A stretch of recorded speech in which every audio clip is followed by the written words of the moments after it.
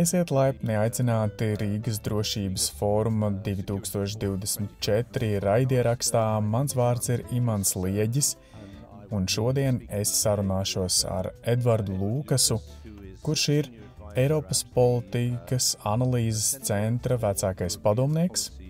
Šis centrs atrodas Londonā.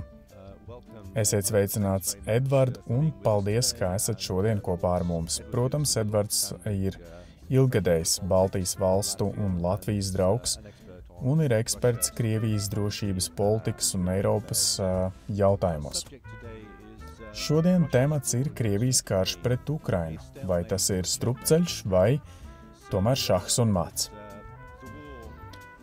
Edvard, Krievijas karš pret Ukrainu tagad tuvojas jau 11. gads, bet tas ir tuvojas 3. gads kopš 2022. gada februāra. Kāds ir jūsu viedoklis par pašreizējo situāciju? Vai tas ir kā šahā, vai tas ir šahs un mats, vai tas ir strupceļš? Paldies! Pirmkārt, Imant, jūs esat viens no tiem cilvēkiem, kurš man ir izglītojis jau daudzu gadu garumā, sākot jau no okupācijas laika, un par šiem tematiem. Kopš es arī pats atbraucu uz Latviju. Bet es domāju, ka tas noteikti nav šahs un mats un nav arī strupceļš, jo ir daudz, kas notiek gan pozitīvā, gan negatīvā pusē tieši Ukrainai. Mēs redzam, tagad tiek dots trieciens pa Krievijas Kaspijas jūras floti. Mēs redzam arī to, kā dramatiski turpinās inovācijas Ukraiņu pusē tieši tāls iedarbības dronu jautājumos un tāls iedarbības raķešu darbības jomā, un Ukraiņi noteikti nezaudē. Mēs arī redzam to, ka turpinās Krievu degradācija, Krievu infrastruktūras degradācija. No otras puses, Ukrainai ir grūtības, pietrūkst karavīru un mobilizācija politiski ir saspringta. Un Krievi virzās uz priekšu pa mazām zemes vienībām, bet tomēr daudz vietās ir tādas arī strateģiski panākumi un ļoti tuvi robežai. Lielākā problēma Ukraiņiem ir tā, ka viņi nespēja izmantot efektīvi tos ieročus, kas viņiem ir. Un tā nav viņu vaina, tā ir rietumu vaina, un tīpaši Joe Bidena. Tāpēc es domāju, ka tas, ko mēs redzam, nav strupceļš kaujas laukā, bet gan redzam šādu paralīzi Vašingtonā un Bidena administrācijā. Tā arī ir Ukrainas problēma sakne. Runājot par šo, tad ir tāds Ukrainas gājiens bijis, tas ir faktiski Krievijas teritorija ieņemšana Kurskā, kā papildus faktors, un iespējams tas jau ir darīts tāpēc, ka pārunās ir izdevies panākt, ka tas ir iespējams, vai arī tas tiek darīts, lai turpmāk pārunās būtu spēcīgāka pozīcija. Jūs redzat, mēs redzam, ka Baidena administrācija aiziet, tā ir aizējoša administrācija. Drīzumā nonāksim arī pie jaunās, par to arī runāsim, bet vai jūs redzat, ka Baidena administrācija varētu mainīt savu pieeju līdz pat janvārim, tieši ļaujot Ukrainai izmantot raķetes savai pašaizsardzībai, bet ne tikai, bet arī leģitīmiem mērķiem pašā Krievijā? Vai jūs redzat, ka tas ir iespējams? Es domāju, ka mūsu viena no lielākajām problēmām vienmēr ir bijusi vēlmju domāšana. Tāpēc es būtu piesardzīgs attiecībā uz to, ko iespējams gaidīt radikālāku maiņu no administrācijas puses. Bet iespējams, kā arī Trumpa administrācijai varbūt šī apetīte pieaugs. Es būtu priecīgs, ja viņi vienkārši saņemtu visu palīdzību uzreiz, Ukraiņi. Un prezidents Zelenskis jau ir pateicis, ka vēl joprojām nav pieejams 90% no tā, ko Amerika ir solījusi.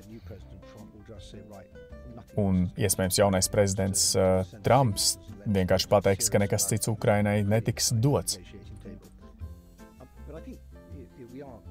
Bet es domāju, ka mēs esam iestrēguši šajā jautājumā daļai arī Eiropas bezdarbības dēļ. Tas faktors, ka amerikāņiem ir tāda loma, gan amerikāņu loma, gan Eiropas kautrīgums, neizlēmība daudz gadu garumā, kā arī paša apmierinātība pašiem ar sevi, piemēram, Es runāju, piemēram, ar Pensilvānijas vēlētājiem, un viņi teica ļoti skarbi, ka Eiropa ir bagāta, tā ir liela, un viņi teica, salabojiet savas kļūmes.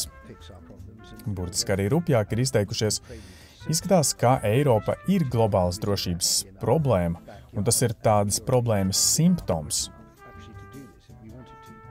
Un kas tad mums ir nepieciešams? Kas mums būtu jāizdara, Edvard? Kā Eiropai, kā Eiropas valstī, kā Eiropiešiem, mēs arī tieši tāpat Latvijā un reģionā atzīstam, ka ir nepieciešams maksimāls atbalsts Ukraiņiem. Bez nosacījumiem, bet mēs neesam liels spēlētājs, labi, ka vismaz mēs un lielākās galvaspilsētas tagad ieklausās kopš 2022. gada 24. februāra un saka, jā, mums vajadzēja vai vajadzētu klausīties vairāk Baltijas valstīs un Polijā, bet kolektīvi, ko Eiropa šeit un svarīgi, ir arī pateikt, piemēram, apvienotā karaliste, lai tā neaprobežotos tikai Eiropa un apvienotā karaliste. Es domāju, ka ir valstis, Baltijas valstis nav arī bagātākās Eiropā, bet salīdzinājumā ar IKP vai iedzīvotāju skaitu viņi investē drošībā, un tagad arī, piemēram, izceļas Vācija, Francija, Spānija, Itāliju, kuras nav priekšplānā ar to proporciju, kāds ir atbalstam.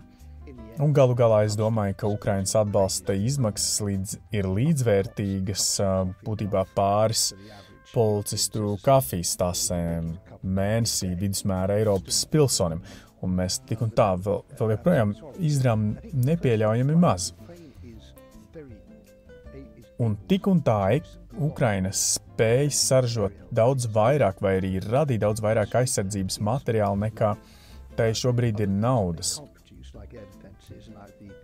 Bet es ļoti stingri atbalstu Eiropas pretgaisa aizsardzības sistēmu nosūtīšanu Ukrainai, un ir valsts, kuras ir tā darījušas, bet es domāju, ka mēs varam daudz vairāk darīt, un Vācijas raķetes, piemēram, tādā gadījumā ASV, piemēram, Storm Shadow ieroču gadījumā tas nav vairs Vašingtonas veto, kas te ir vispār iespējams.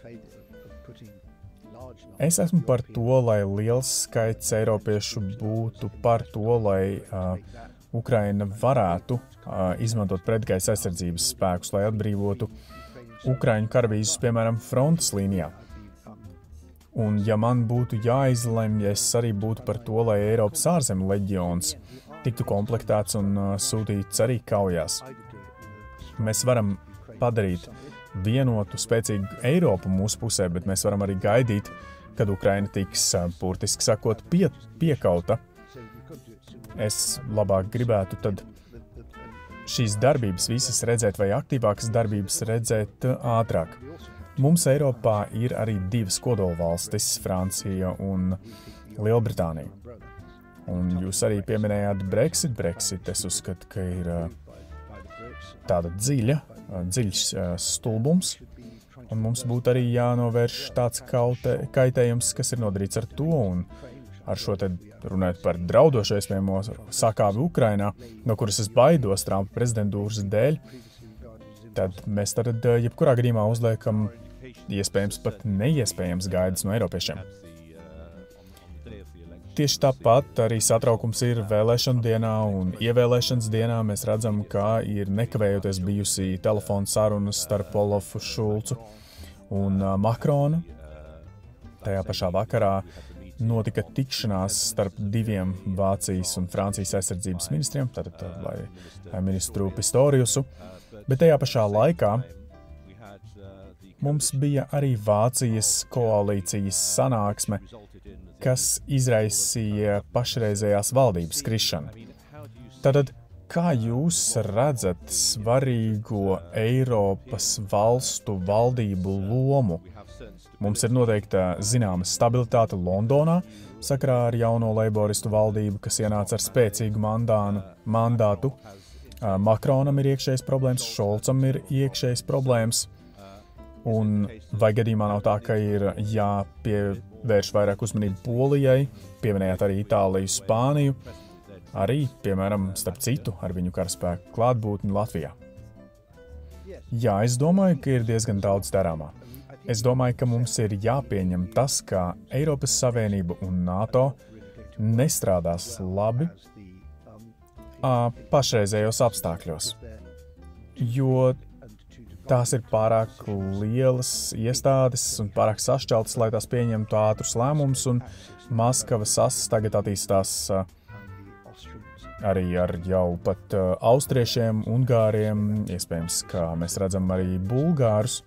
Tas, protams, apgrūtinās vienprātību ārpolitikā, aizsardzības politikā, un NATO, manuprāt, tagad ir tomēr jāizrāda savs spēks.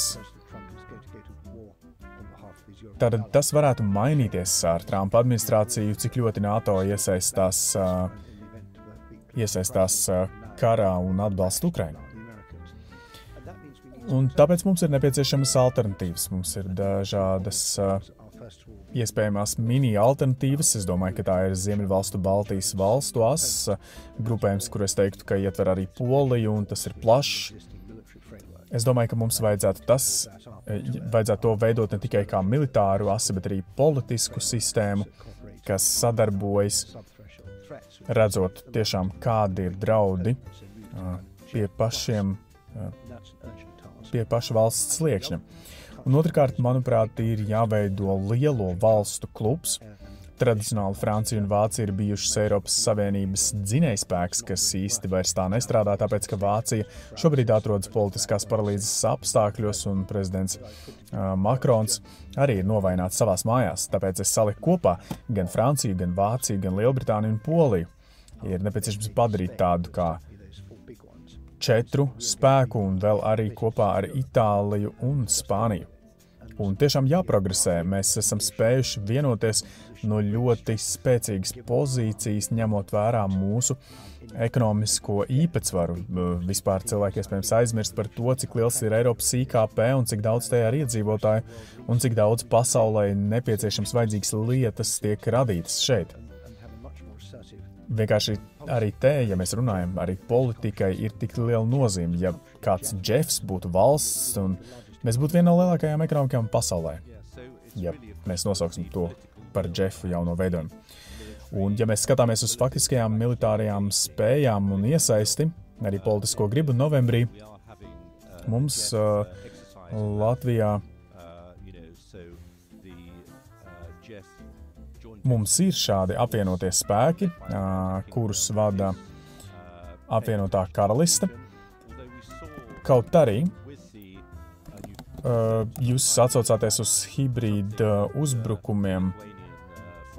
Tas, ko Lietuvas ārlietu ministrs raksturoja kā terorisma uzbrukums, nevis hibrīda uzbrukums.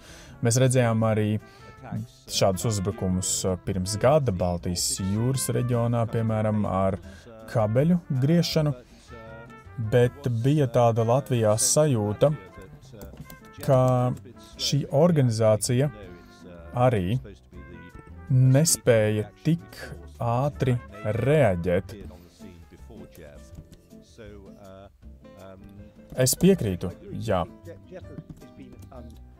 Manuprāt, apvienotie reaģēšanas spēki, viņi var darīt vairāk, un tieši tāpat tiem jābūt ir apvienotās karalistes vadītēm, un apvienotā karaliste ir uzņēmusies tādu vadību un ļoti vēlētos, lai tas būtu spēcīgs militārais spēks, kā arī, lai tam būtu liela diplomātiskā ietekme un varētu uzņemties vadību, bet šobrīd šie apvienotie reaģēšanas spēki tādi vēl nav, tur nav tādu vēl spīdīgu, abstrakt runājot, rotaļlietu,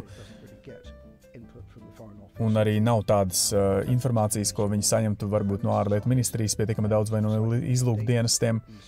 Es domāju, ka pastāv noteiktas briesmas, ka vai apdraudējums kā apvienotajās reaģēšanas spēkos,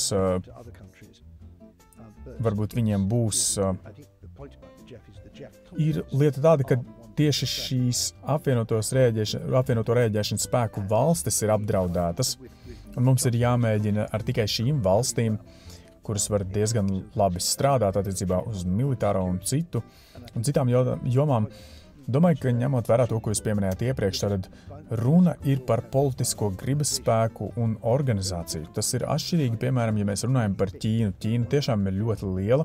Tie varētu būt 1,4 miljardi cilvēku. Arī otra lielākā ekonomika pasaulē. Tiešām grūti saprast, kā mēs veidojam globālo koalīciju, kas varētu ierobežot vai nepieciešams konfrontēt arī Ķīnu. Krievija nav tik liela problēma. Galu galā Krievija ir tāda pati ekonomika kāda Itālijai. Tāpēc es neuzskatu, ka Krievija ir šāds drauds. Bet tas, kas mani padara pesimistisku, ir tas, ka šīs lielās, bagātās valstis ar visu lielo pieredzi, kā tikt galā ar Krieviju, ir tik grūti. Un tad, ja runa būs par Ķīnu, ko tad? Un kāda ir sajūta, vai Ķīna būs kā traucēklis šobrīd, vai arī tuvie austrumi varētu būt uzmanības, tas, kas novērsīs uzmanību, vai ASV turpinās iesaistīties Eiropā un caur NATO. Un kā var tikt ar tādu potenciālu incidentu, piemēram, Dienvidķīnas jūrā, vai varbūt vairāk provokāciju tieši ap Taivānas salu, kamēr vienlaikus Izraēla notiek, un tad jautājums Izraēlā turpinās. Un tas aizvien aktīvāk, piemēram, noteikti darbības hibrīda formā vai kā citādi, bet no Krievijas puses, jo mēs redzam pirmkārt, ka ir tāda sajūta, ka Krievija un Ķīna ir kopā un pastāv risks, ka viņi arī koordinēs savas darbības aizvien vairāk. Jau maijā šķiet inaugurācijas laikā, Taivāns jaunā prezidenta inaugurācijas laikā mēs redzējām lielas mācības, kuras veica Ķīna. Mums bija un tajās pašās dienās Krievija apgalvoja, ka viņi mainīs Baltijas valstu jūru robežas. Vienpusēji, atsaucoties uz robežu pārbīdīšanu attiecībā uz Igauniju. Un šīs lietas tās ietekmē NATO un Eiropas Savienību tieši, bet jautājums ir kā uzmanības novēršanas elements. Vai mēs globāli varam paļauties uz ASV, lai ASV, vai viņi cīnītos ar Krieviju, vai arī viņam uzmanību novērsīs Ķīna? Pirmkārt, mums nevajadzētu pieņemt, ka mēs varam būt atkarīgi no Amerikas Savienotajām valstīm tikai, un jūs zināt, šajā brīdī, kas sākās jau. Es domāju, ka šis laiks ir beidzies, ka vairs nav tā pati situācija, kas bija augstajā karā.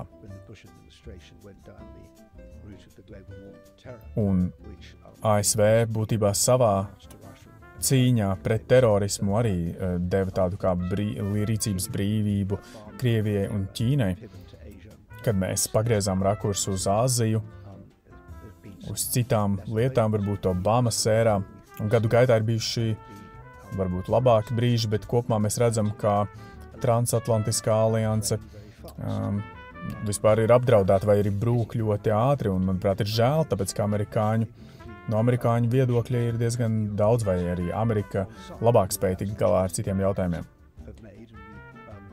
Tāpēc noteikti arī daļa vainas jāuzņemas par to Eiropā, ka tā nav bijusi vairāk aizsargāta vai nav veltījusi vairāk pati savai aizsardzībai. Bet tomēr tie ir sabiedrotie, un tagad es domāju, ka Amerikas Savienotās valstis saskaras ar tādu kā polikrīzi, kurā ir problēmas gan Krievijā, gan Irānā, tuvajos austrumos, Ķīnā, un līdz ar to viņi ir pārslogoti. Tas ir tāds piemērs ar tieši pārslogošanos un problēmu tuvajos austrumos, jo galu galā Amerikas Savienotajām valstīm nav vairs vajadzīgi tuvie austrumi to iemeslu dēļ, kas bija agrāk. Agrāk tiešām mēs saprotam, ka no turienes nāca nafta, bet tagad tā ir vēsturiska alianse ar Izraēlu, bet tur arī ir spriedze, un arī es domāju, ka Trumps būs sarežģītāks sabiedrotais Izraēlai nekā Baidens bija. Un tad vēl arī Ķīna kas kļūst par reģionālu, globālu lielvaru. Un ja mēs runājam par kādiem negodīgiem, nelikumīgiem ierobežojumiem, tad sakot, ka mums vai viņiem nepatīk Taivānas ideja kā valsts, kā Amerikas bāzu un alianšu tīkls, ko uzskata par viņu ierobežošanu. Viņiem nepatīk tāda globālā ekonomiskā kārtība, kas nedarbojas tā, kā viņi vēlas, un ir daudz lietu vispār, kas viņiem nepatīk, un tā būs liela cīņa. Līdz ar to tas padara atklātu jautājumu. Vai mēs atradīsim kādu jaunu modus vivendi? Atgriezīsimies tad savā reģionā un paskatīsimies uz to, kas notiek Ukrainā, vai arī kas Ukrainā varētu notikt tuvāko mēnešu laikā. Tāpēc, ka vienmēr ir bijusi arī steidzamība par jautājumiem, par nepieciešamo atbalstu Ukrainai. Bet mēs jau redzējām to, ka prezidents Zeļenskis nāca klajā ar savu uzvaras plānu. Tur runa bija par vēl vienu miera konferenci, kura ir uzsākta arī šī gada sākumā. Vai jūs domājat, ka šīs iniciatīvas no Ukraiņu puses, un tās ir ļoti inovatīvas, mums arī viņiem par to jāpateicas, bet vai jūs domājat, ka aktuālajos apstākļos jaunievēlētais prezidents Trumps, vai viņam tie būs aktuāli turpmākajos mēnešos pirms Trumpa inaugurācijas? Vai arī mēs saņemsim un mums būs Trumps, kurš mēģina panākt šo 24 stundu vienošanos vēl pirms viņa inaugurācijas? Es domāju, ka kampaņas laikā ir ļoti viegli pateikt, kā mēs kopā ar Ukrainu esam tik ilgi, cik tas būs nepieciešams.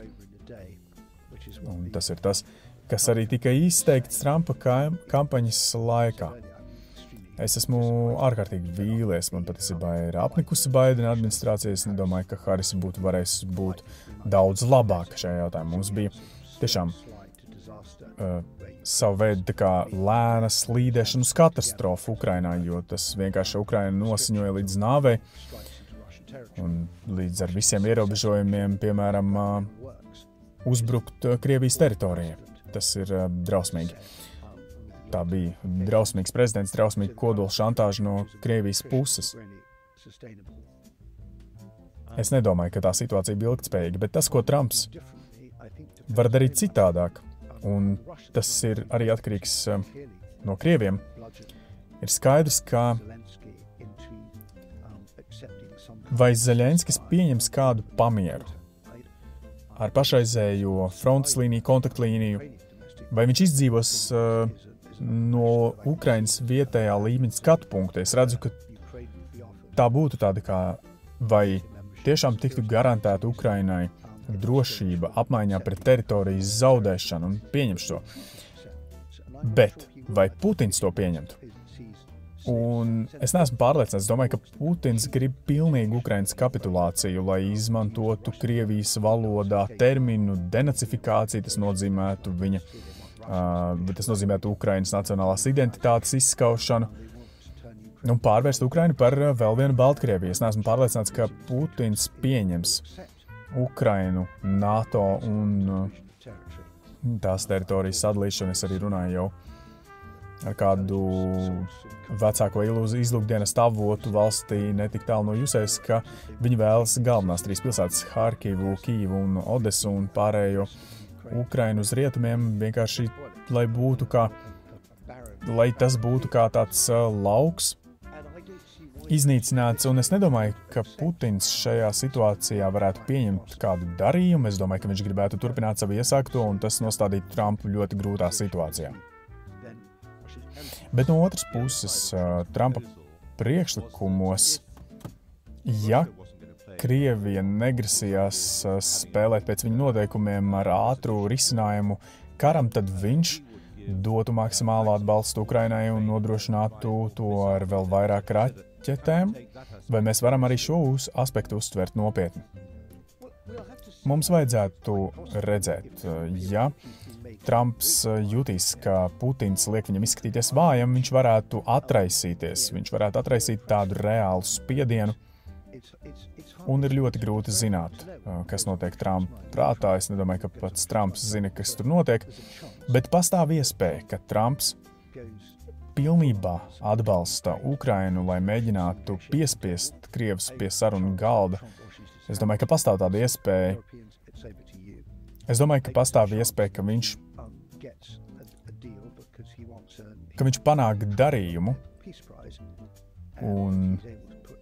un vēl viņš varētu iegūt Nobela miera prēmiju. Bet ir milzīgas problēmas, kas notiek ar sankcijām. Krievija uzstāja, ka ir nepieciešams tās atcelt, un vai viņš vēlas, lai vēl Rietumvalstis oficiāli atzītu okupētās teritorijas, un atkal, cik daudz vai kādā apmērā tāds tā kā pilns darījums ar, kas vispār būtu tas, kas apmierinātu Putinu. Es domāju, ka mēs redzēsim ļoti smagas sarunas, un es neesmu pārliecināts, ka mēs tā visa galā redzēsim arī iznākumu vai labu darījumu. Vai jūs domājat, ka šāda darījumu, tādas pārunas ar Ukraiņiem pie galda un attiecībā, piemēram, ir bijusi jau izskanējusi, ka neko par Ukrainu bez Ukraiņiem, nemaz nerunājot par to, ka Eiropiešiem tad arī tiks liekta iespēja būt pie šāda galda. Vai jūs redzat iespēju tādam darījumam, kas patiktu Trumpam un arī Putinam vienlaikus? Es domāju, ka tas, ko Trumps vēlētos, ir vienošanos, kurā viņš runā ar Putinu. Tad piespiež Zelenski to pieņemt, un tad Eiropiešiem saka, lūk, tā ir, mēs darīsim tagad A, B un C, citādāk es pilnībā pametu Ukrainu, un tad tā būs absolūta katastrofa. Un arī absolūta katastrofa blakus Eiropiešiem. Eiropieši to pieņems, viņš saņem Nobela miera prēmiju, atgriežas Vašingtonā un saka, ka darbs ir padarīts. Tas ir tas, ko vēlētos Trumps. Bet vai tas notiks, ir cits jautājums. Un vai tas ir iespējams, ka Eiropieši pateiks, lūdzu, piedodiet, mēs atbalstīsim Ukrainu, pat ja jūs to nedarīsiet, un mēs vēl vairāk piepūlēsimies. Un tā, mums ir cerība tomēr pagriezienam kaujas laukā. Eiropa varētu to izdarīt. Eiropa ir arī pietiekami bagāta, pietiekami liela. Bet man ir tiešām grūti iedomāties, ka Trumps spētu izdarīt pietiekami lielu spiedienu uz Eiropiešiem, lai panāktu, ka viņi pieņemtu vienošanos, kas noved pie pilnīga pazemojuma un Ukrainas iznīcināšanas. Es domāju, ka Eiropa drīzāk pieļautu lielus upurus, lai Ukraina turpinātu cīnīties. Es saprotu draudi par to, ka ja Krievija uzvar šo karu, viņi neapstāsies. Putina kara mašīna turpinās doties uz priekšu, ja sankcijas tiks atceltas, tad Putins būs vēl spēcīgākā pozīcijā, un ja viņš redzēs, tas padara viņu vēl stiprāk ar to, kāda resursa šobrīd arī ir Ukrainā, un ja viņš redzēs, cik NATO ir vāja, un amerikāņi būtībā būs atteikušies no eiropiešiem, tad jautājums ir tikai, kas tālāk. Un es domāju, ka pat sliktākie Eiropas līderi kā Šolts tiešām viņi parakstītos kaut ko tādu, es tā nedomāju. Un tad mēs runājam vēl par iespējamajām sakām. Noteikti frontes līnija, Putina spēles plāns, kas faktiski turpinās ar viņa imperialistiskajām ambīcijām atjaunot plašāku Krievijas impēriju, kas būtībā ir tas, ko viņš arī cenšas izdarīt. Es domāju, ka ir svarīgi paskatīties uz to, ko Putins saka. Kara sākumā viņš pateica NATO noteiktus noteikumus, ka jums ir jāizved visi NATO spēki atpakaļ uz laiku pirms 1991. gada. Un es nedomāju, ka tas ir pieņemami nevienai no attiecīgajām valstīm, kas ir iesaistītas. Es nedomāju, ka tam piekristu, piemēram, Polija, un ja mēs runātu par NATO sabrukumu, tad mēs nekavējoties redzētu arī to, ka Polija pieņemtu, piemēram, ļoti atšķirīgus strateģiskos lēmumus, lai iegūtu arī kodolieročus. Tas ir pilnīgi skaidrs, jo ir skaidrs, ka kodola šantāža darbojas, Ukrainai uzbruka, jo tā atteicās no saviem kodolieročiem apmaiņā pret neskaidrām drošības garantijām. Tur ir cilvēki, kuri uztraucas par agresiju no valstīm ar kodolieročiem, Japāna, Dienvidkoreja, Taivāna un Polija un Zviedrija. Ja viņiem ir kodolspējas, viņi par to nedomās. Atcerēsimies arī augstā kara laikus, Zviedrija faktiski gatavojās iegūt pati savus kodolieročus neutralitātes laikmetā. Es domāju, ka sabrukuma sekas esošajai kārtībai tad būs būtībā ieiešana daudz bīstamākā pasaulē. Paldies liels, mēs tuvojamies noslēgumam. Vai ir kāds padoms, ko jūs varētu dot Latvijai, Baltijas valstīm? Un varbūt kaut kas optimistisks, ar ko jūs vēlaties noslēgt?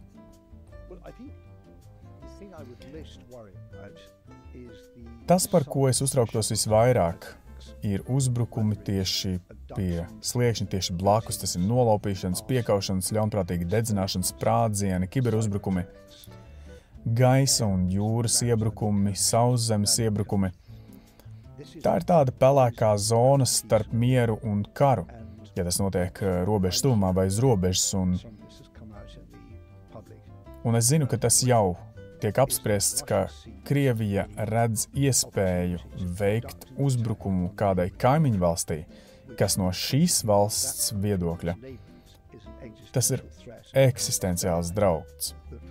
Bet no lielo rietumu valstu viedokļa tā ir tikai ierobežota problēma, kas ir pelnījusi līdz ar to arī kādu ierobežotu reakciju.